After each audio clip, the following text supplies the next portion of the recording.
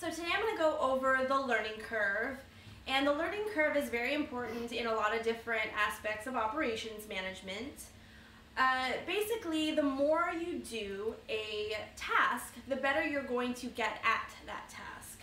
The textbook definition is the learning curve is the premise that people and organizations get better at their tasks as the tasks are repeated. Sometimes also called experience curves. So the more experienced you are at something, the better you're going to be able to do that task. And you're going to be able to do it faster and whatnot too. So this is really helpful, especially if, say, you're a training manager and you want to see how well a person does in this new task. And if they aren't performing well enough, you may want to put them in another area of your company. So this will also kind of determine if they're able to stay in that section, if they're going to be promoted. Also, it's going to reduce your costs, because if that person is not doing well at that task, then you're going to want to put them elsewhere. Also, capacity and pricing. Pricing is going to be really helpful because, if you're making a new product, you'll be able to tell how much time is needed to train to make that new product. A couple purposes: internal, external, and strategic. So there's a couple different methods for finding the learning curve, or finding a certain unit, or the amount of time that it takes to complete that unit. So there's three different methods. There is the table method, there is the doubling method, which is right here, and then also the formula approach. So I know I say formulas here, but I actually meant methods. So, excuse me. So the first method, the doubling method, this one is a little tricky in the book just because there is the use of two different n's. So the larger n, you're going to want to make sure is your number of units.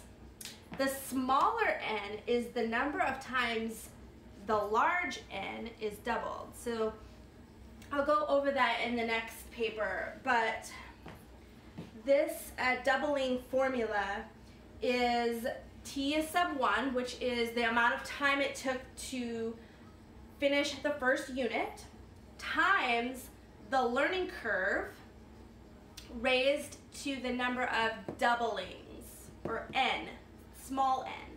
You want to make sure you're using the right n, equals the amount of time that it took for that n unit.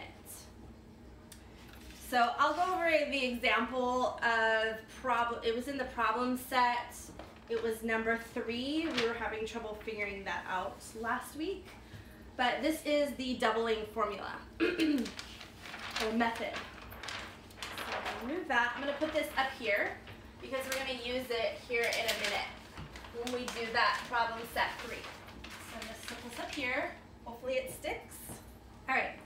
So just to break down this formula, there were a couple things that in the book it was maybe a little confusing for some people. I know it was for me. So L is the learning curve. I don't know if you can see that. You see that on the screen? So L is the learning curve.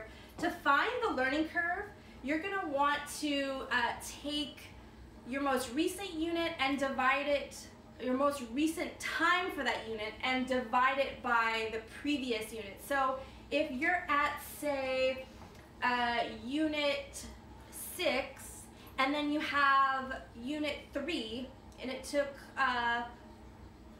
2 hours for unit 6 and 3 hours for unit 3, you're going to divide the 2 by the 3, and that will get you your learning curve percentage.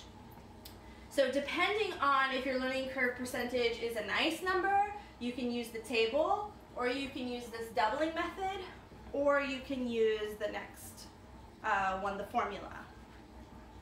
But for the example that I'm going to do, it's going to use doubling and the formula. It's going to use both, like all three pretty much simultaneously.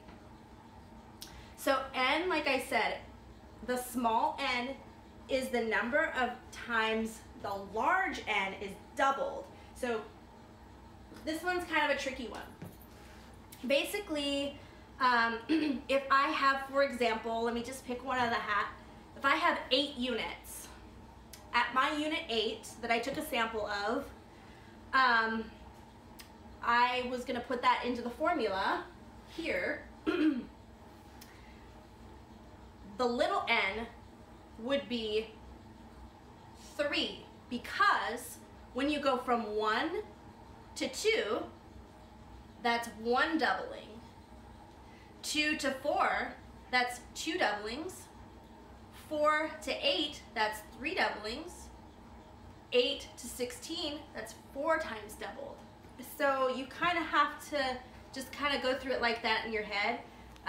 So when the large N is 8, the number of units is 8, the number of doublings, the lowercase n, is going to be 3.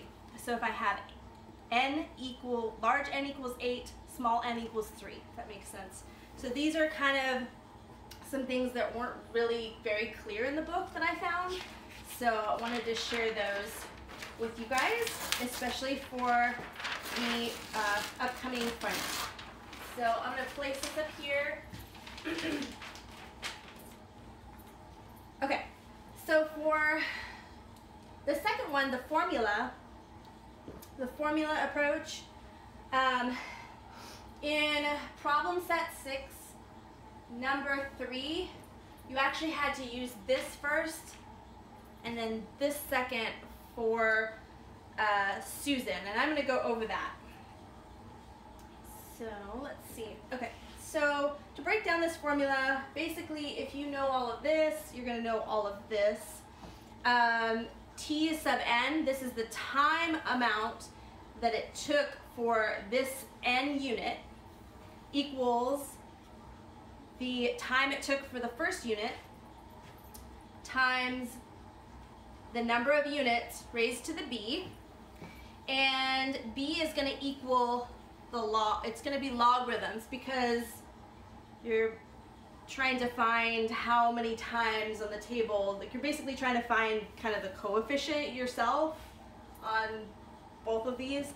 So anyway, so log of the learning curve percentage over 2 equals b. So you're going to take all of that and put it in there for b. So you should be able to find all of that if you know L for the learning curve, and then the small n, and you know the difference. You want to make sure this is the number of units. So if I have 8 units again, this is going to be an 8 right here. Okay?